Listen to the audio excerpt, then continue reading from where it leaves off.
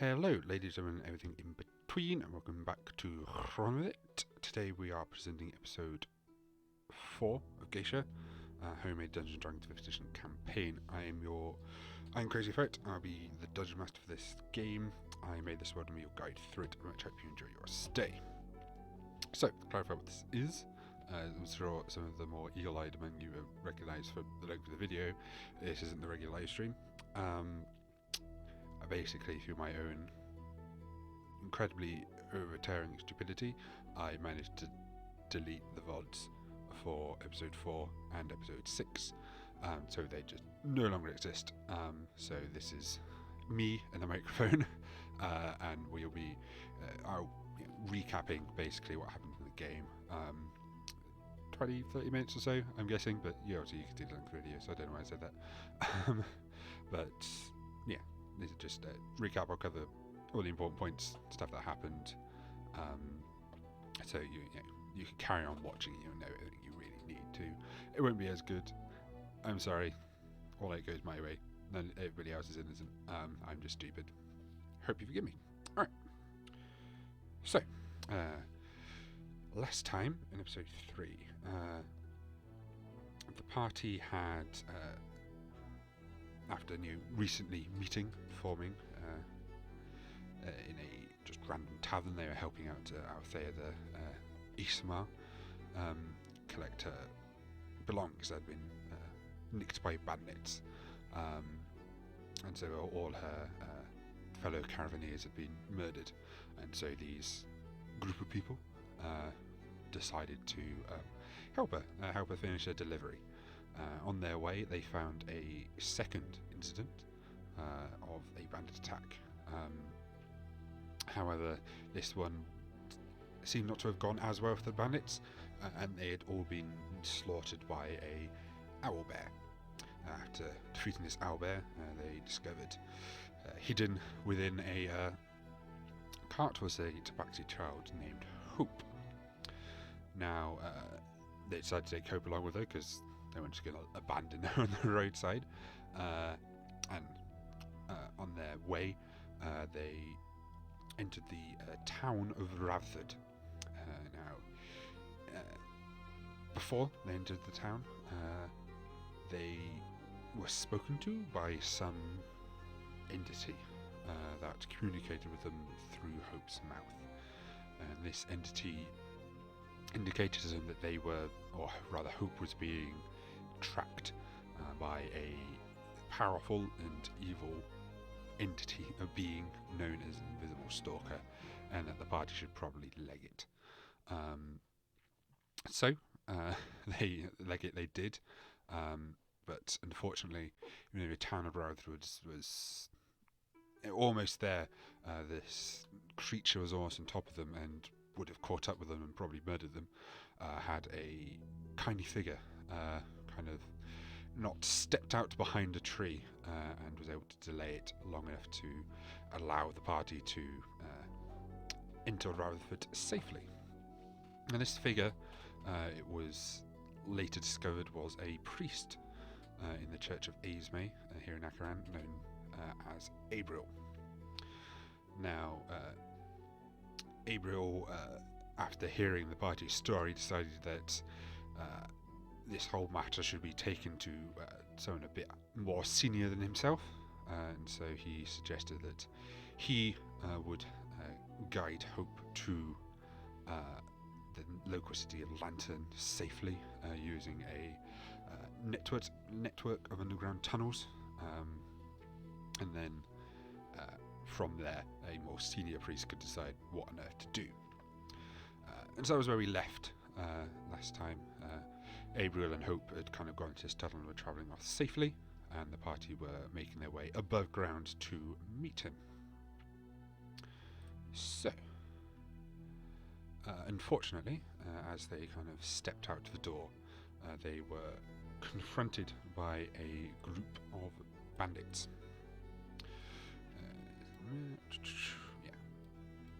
So they just opened the door and they noticed this collection of people who definitely had ill intent for them. They handled the thugs. One of them had on his arm a blood red bird of prey, and this fellow had a slaughtering dog on a leash. Now, as the party boiled out of the house, they quickly dispatched of this trifling resistance incredibly easily. They just completely demolished them. That's just how it happens sometimes. Curiously, this dog seemed able to teleport, and he blunk around at will, harassing the party. However, that ultimately didn't matter a whole lot, and they all died with save for the small, not small, younger kind of magically able wizard who, at the advice of Phoenix, I believe, ran away to fight another day. In the aftermath of the battle, the party was... Well, the guard came up to see what on earth all the fuss was about. And so the party was able to smooth things over through some good persuasion, convince the guard that it was a church matter rather than a state matter, and that they should back off for the time being. Following on this, they escorted the party to the temple in Rutherford, and where a elderly grey-haired priestess by the name of Catherine, was convinced by the party's story, allowed them to carry on without punishment, and said that if it turned out from April that their story was false, then there would be consequences to pay. But yes, they rather successfully smoothed over the whole situation and were able to start on their way towards the city of Lantern. On the way, the party all leveled up to level 2. Althea took a level in Life Cleric, and then everybody else took one level in their own classes. Phoenix got his subclass, and so he became a School of Divination wizard. The road was kind, nothing of particular note happened, and after a day's journey they arrived in Lantern, and they made their way to a tavern known as the Laughing Giant, where Abriel told them to stay. Now, the Laughing Giant Inn, it transpired, was part of something called the Merryfall Association. Now, Merryfall Association pubs, or taverns, are they set up by a human named Merryfall, and they are basically adventuring pubs, or taverns. So, in these locations, you can find work, you can also find minor magical items such as healing potions. There's also a array of specific items you can purchase there, stuff that helps you during your adventure work. They're also a bit of a hodgepodge of various peoples, so you'll always find an interesting assortment, even if the city you're in is mostly human or whatever. Now, that evening, while the party was staying at the Laughing Giant, a water genasi lady approached them and tried to speak with Phoenix. She seemed quite nervous, but after introducing herself, Phoenix agreed to meet her at a later date. So she gave her name. She gave him her name. She was named as Maria Seafoam, and they agreed to meet at some point. And she offered to show him around the city. The following morning, they set out to the Temple of Esme in Lantern to make sure Abriel and Hope were fine. Indeed, they were, and they were, they made their journey safely, and they explained what happened with the attack outside Abriel's house, and they generally got things sorted.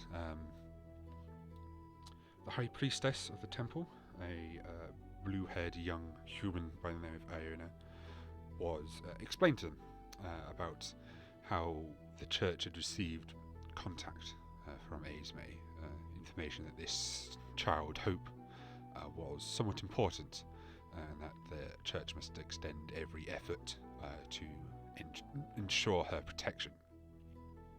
And so it had been decided that she would be taken to the capital city, Aethway, and there they would construct a magic item that would be able to protect her from detection from various sources, including stopping this invisible stalker from continuing to track her down. Unfortunately, the road from Lantern to Aethway was somewhat treacherous, and so they decided to take a few days to gather some components so they were able to maintain protection around the child while she was travelling from place to place. Fortunately, this left the party without much to do, and so the Iona was able to offer them a bit of work while they were waiting. In Lantern, on a street known as Stewards Avenue, a 7-8-year-old boy known as Briag had disappeared. It's a city, wasn't too unusual, so not much was done. Guards were notified, but there's only so much they can do. However, 2 days later, another boy of this similar age, known as Tudeg, also disappeared.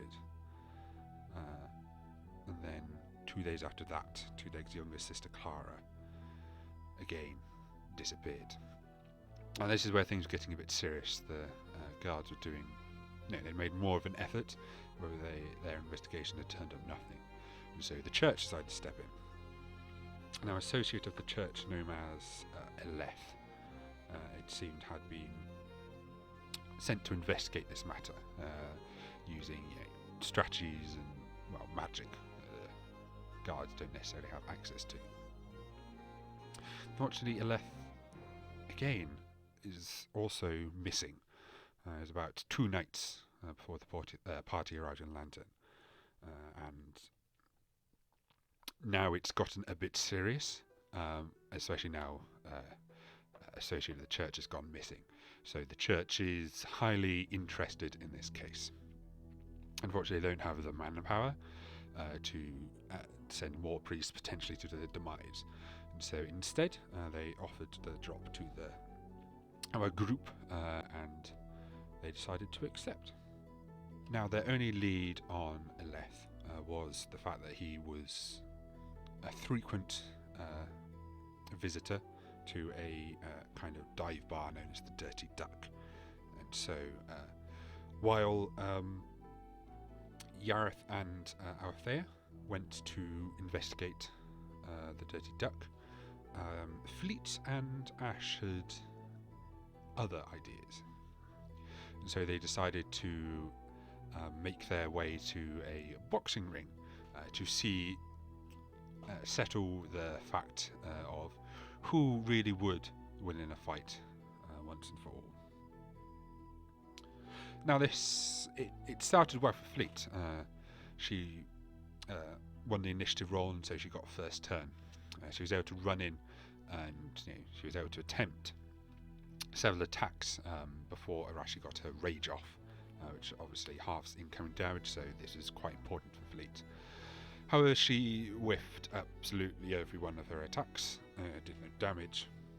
Then on Arashi's turn, she raged, and from there it just went downhill. It lasted about 3 turns, I think, before Arashi knocked Fleet out cold.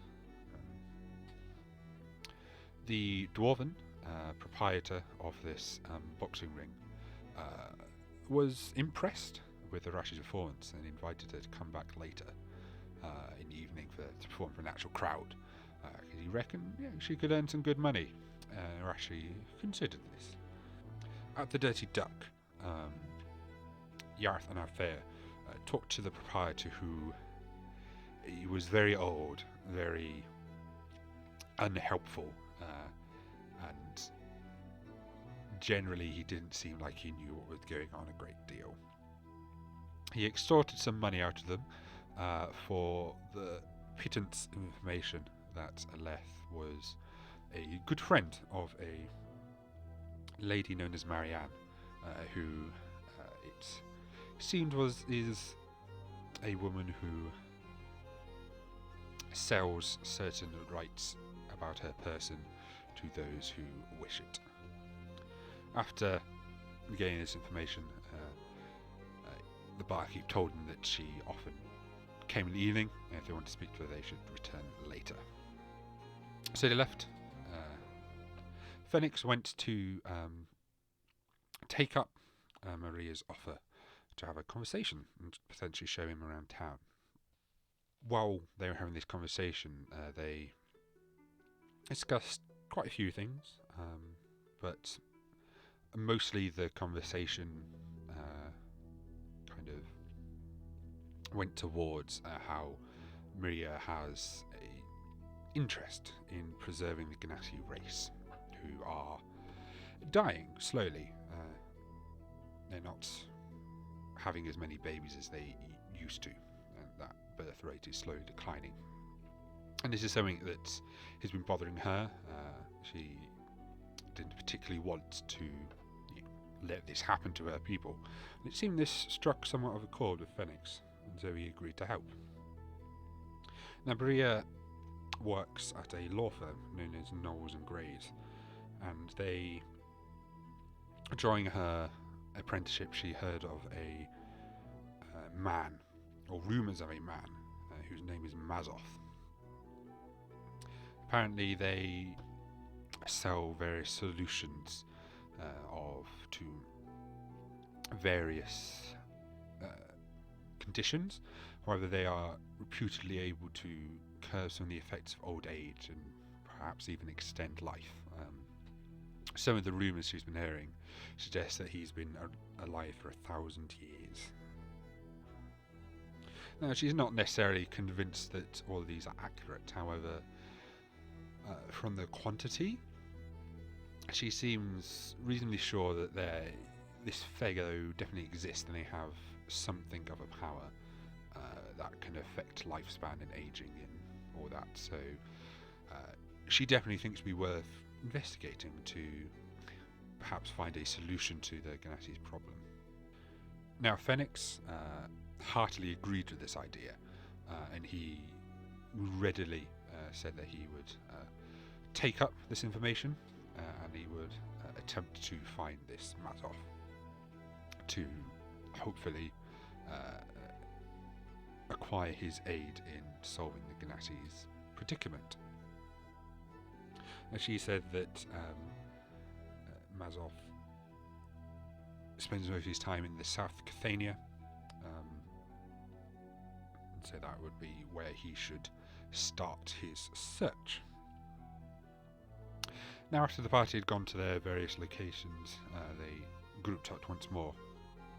They decided that they would head to Streets Avenue to conduct investigations there before evening fell, when they could go back to the Dirty Duck and speak with Mary Ann. And that's where we ended the session. So, yeah, that's all the key points. Most of the important things happened. Thank you for watching. Again, I apologise for using the VOD. Life happens. Hopefully this has been somewhat of a decent compromise. But yes, be sure to follow our Twitter at rolling_with_it. Subscribe to the YouTube channel. More and more VODs will be I'll finish the backlog up soon. And then we'll just be having the weekly uploads. Of course, we live stream on Twitch, so be sure to check us out there. In case I do lose VODs in the future, I'll try not to, but I might. So check it out there just to be sure you don't miss anything. Yeah, thank you very much for watching. see you all again. Bye.